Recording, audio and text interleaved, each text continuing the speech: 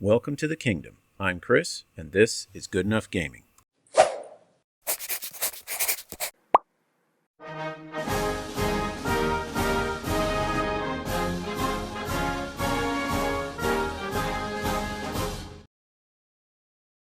Howdy folks, and welcome to this video where we're going to take a look at an announcement that One Page Rules posted yesterday regarding the use of paid content, paid material, and how it should be used in public games, YouTube channels, social media, and things like that. Now, I gotta tell you, when I first saw the announcement on my phone in the Discord that there was a new announcement regarding paid content, I gotta tell you what my first reaction was. I near soiled myself. Now, why would I have that kind of reaction? Well, obviously, for those of you who are fans of Games Workshop, 40K, anything associated with them, about 4 years ago, maybe 5 years ago at this point, they made war on all of the content creators who used any of their stuff. There was this massive purge. There were YouTube channels that did fan animation of Warhammer 40K things, and all of it got absolutely crushed. It was right before Games Workshop launched Warhammer TV, and basically what they were doing was using the law. They were using it correctly. I mean, they weren't cheating. They were protecting their IP, but they were using copyright law to basically crush any potential competition. So the only Warhammer animations you could see on YouTube were theirs. So you get what I'm going here. Now, I do acknowledge that what this announcement for One Page Rules is talking about is not the same thing as what Games Workshop was doing. Games Workshop was saying you cannot use our IP without our permission. And what One Page Rules is talking about here is how do you use things that you have paid for. So I understand it is not the same ballpark entirely, but I do think it's at least in the same zip code of how do you make use of materials that are produced by this company. They expect people to pay for these things, and what they don't want is for all that hard work to go into some kind of product and then everyone get to enjoy the benefits without the creators getting any kind of reward or compensation. So that's why when I first saw this article talk about usage of paid content, I was worried that One Page Rules was going to start clamping down. In fact, I was even wondering if maybe some of my videos were the cause of it. For those of you who've watched the channel for a time, you know every month I do a month in review video where I show stuff from the painting competition. I use lots of OPR art for backgrounds in my videos, and I was worried that maybe Tano had seen enough of my videos and didn't like that I was doing that, and so this policy was not entirely directed at me. Come on, my head's not that big. But that stuff like what I put out there is what had caused this video to be made. However, as we'll see, because we're going to jump in and read this announcement, my worries were completely unfounded.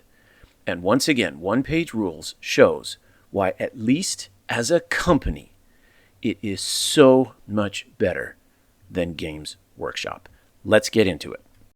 So here is the page from the link that was put in the Discord. And as you can see right up there, using and discussing paid OPR content. Honestly, to see an announcement with something like that, that's kind of like if your boyfriend or girlfriend says, we need to talk.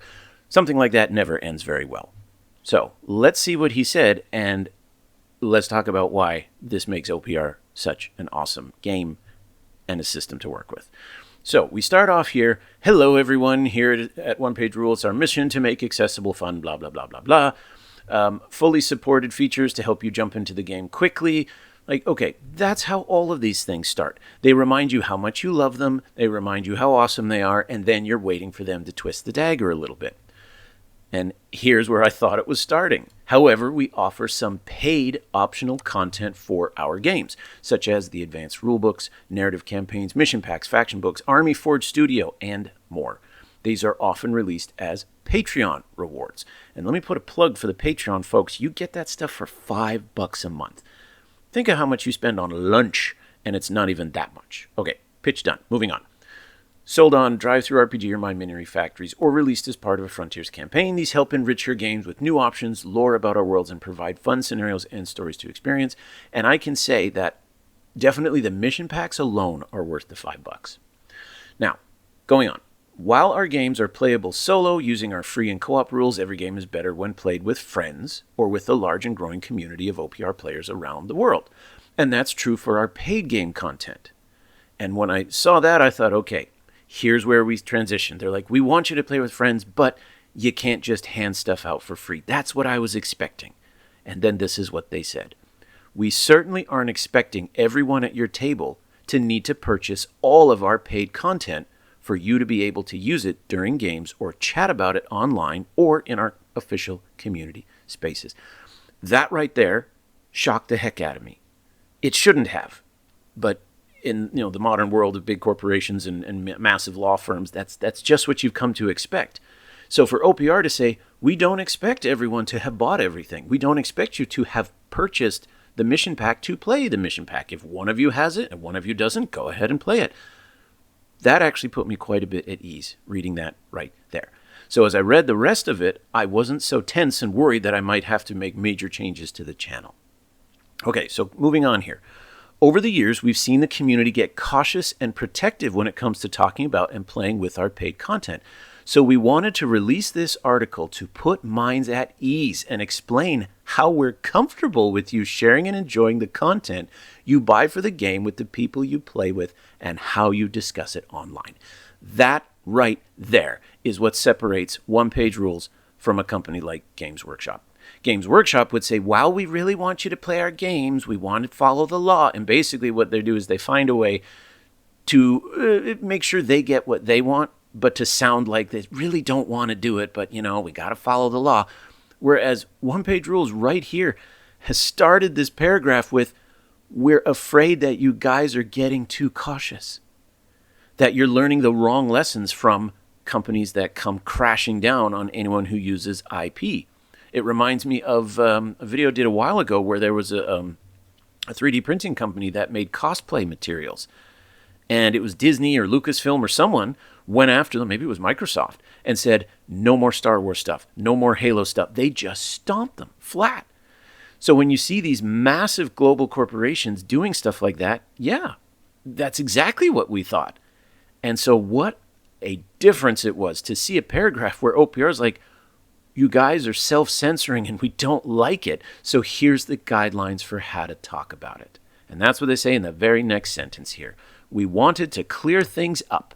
And while this isn't meant to be general legal advice, this is how you can expect us here at OPR to moderate our official community spaces. Okay, now that's official spaces. So if you're posting in the official Discord or anything like that, of course they're going to have a lot to say about it. They don't want you trashing or breaking laws or something in their own backyard. Cool art. Moving on. Playing with paid content. In general, we think it's best to think of any of our game books as you would any other game book you purchased at your local gaming store. During game nights, you can print off a copy of the rules, campaign, or missions you're going to use and pass them around while you play so everyone knows what to do and you enjoy the content to its fullest. If you don't want to print the pages, you can pass around your laptop, tablet, phone, or any other personal method you have on hand to reference the content. They say right there, if you purchase the mission pack and you want to play one of those missions with your friends who haven't purchased the mission pack, go ahead. Because OPR understands if you bought it and then you play one of those missions with your friends, they're going to go, that was a ton of fun. I want to get one of those. And then they'll buy it. They see it as free advertising. Now, here is, of course, the caveat. This is why they published this article. Because while they're definitely not going to clamp down, they do want to make sure that their stuff just doesn't end up completely out in the public. So here we go. The only thing we ask is you do not share copies of the digital files with others or print off copies of the books to give to your friends. You can even photocopy and print extra copies of some pages you'll need to play together, like missions, scenarios, tracking sheets. Just collect them after the event is done. So essentially, do what you need to be able to play the event, but don't buy one copy for your gaming group and just hand it out to everybody. And that's just kind of basic honesty. OPR gives out a lot for free, and anyone who's been playing it for even a small amount of time realizes that. The mission books are free. The rules are free. A fantastic army builder is free. And then when they have stuff that's paid, it's like $5, $10. The most expensive thing that OPR sells are its STL files. And those are comparable with other STL file creators. So they're not asking anything huge here. It's not like GW that says you can only use our models, and by the way, we're raising the price of them every year over and over, year after year. So this is a completely reasonable request. They don't expect everyone to buy everything, but they don't want people sharing. Kind of like, I guess you'd say it's the Netflix approach. They don't want one account being used by 50 people, and you could understand that. Now, moving on, when it comes to Army Forge Studio, Army Forge Labs, and beta content available through our apps, it's okay to make custom factions for your friends, help them make beta armies for playtesting, and bringing lab content to game night just as if it were any other paid content. Just don't hand out your login info or allow others to log into your account. Again, that is absolutely reasonable. I played some games during the beta with folks who aren't Patreon subscribers. But just like he said, I didn't hand them my Army Builder access and say, well, there you go. So they're just asking you to be decent. Cool art. Okay, now this was the part where I got a little nervous. However, seeing what he had already said about using it in play, I wasn't as worried, but still, if something was going to, mess up the channel, it was going to be right here. So discussing paid content online. It's also fine to talk about paid content online. We love to see it! ! As these are all projects we've worked hard on, and it's always great to hear the community share in our excitement. Again, just treat it like any other book you bought online. You can talk about the game content, share tips and tricks, ask rule questions, share snippets and screenshots of small sections of the content so everyone understands what you're talking about. Even share your favorite art pieces on our Discord server. Now, I first read that and I went, what about not on the Discord server? But in the spirit of the thing, I get what they're saying. What we don't want you to do is post full-page screenshots, share the actual book files, or re-quote entire product. This would definitely qualify with what I'm doing right now, except what I'm doing right now is not paid content. Anyone can go and read this article. This is story time mixed with commentary, so I still think I'm in good shape here. And while we do have Patreon-only sections of the Discord, where chat about our paid content is often done in a bit more freely, they aren't supposed to be the only place you can chat about your favorite new mission pack, ask questions about how the narrative campaign should be played, or debate which of our StarQuest villains is the best. Though, of course, please use spoiler tags and warnings when appropriate. No one wants the ending of these stories spoiled before they get a chance to experience it themselves. So, overall, after reading this, I didn't worry that I had to shut down my YouTube channel. Now, granted, everything they've said here is about their community spaces, meaning you can go on the Discord outside of the Patreon sections and talk about paid stuff, just as long as you aren't giving the people who haven't paid complete access to the paid stuff. That's what I'm taking away from this. And when I did the halfway through the beta video a couple weeks ago, I specifically said I'm only going to show a few snippets of the beta to give you an idea of things that were changing, but I didn't show everything. Now, the beta is over. And for those of you who are going to stick around till Sunday, when the full video posts, usually this Sunday would be my month in review, nothing happened in June. I mean, practically nothing. Why? Because they're busy with the beta. So this Sunday, we're going to go through the beta in a lot more detail. That was my plan actually for quite some time. And then when I saw this article pop up, I thought, or not. But now I see this and I realize I'm not giving you access to anything that you would have to pay for because the beta is over. In fact, if you try and go to some of the servers, they're gone.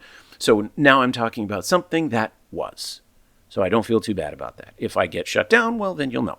And then finishing off, when in doubt, ask. If you got questions or concerns, reach out to the moderators or email the Rangers team.